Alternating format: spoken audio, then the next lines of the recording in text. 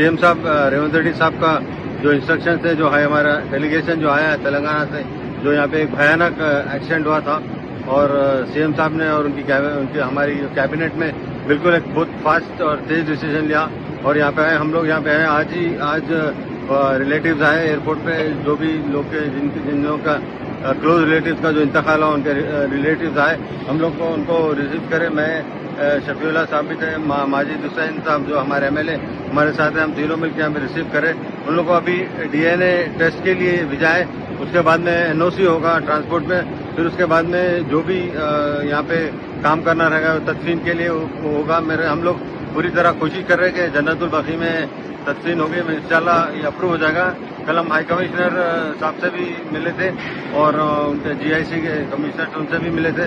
वो लोग यहाँ पे बहुत कोऑपरेट कर रहे हैं और हम लोग पूरा अच्छी तरह से यहाँ पे जो देख रहे हैं, जो सीएम साहब रेवंत रेड्डी साहब के हम उनको जो इंस्ट्रक्शन मिले हैं और वो भी खुद रोज मॉनिटर कर रहे हैं, जो इंस्ट्रक्शन है हम उनके इंस्ट्रक्शन पे पूरा काम कर रहे हैं और रोज का रोज उनको रिपोर्ट भिजा रहे हैं। और शफीउल्लाह साहब भी है, माजिद हुसैन साहब भी है, हमारी टीम जितनी भी टीम है यहाँ पे पूरा हम लोग यहीं पे है। अभी हम एयरपोर्ट पर रिसीव किया उनको, अभी हम लोग रवाना किए डीएनए टेस्ट के लिए। उसके बाद में फिर ट्रांसपोर्ट में एनओसी होगा, उसके बाद में जो इन्वेस्टिगेशन की रिपोर्ट आएगी उसके बाद तदफीन, जहाँ पे कोशिश कर रहे हैं जन्नतुल बकी में होने की, बट पूरा मेरा यकीन है कि पूरा हो जाएगी।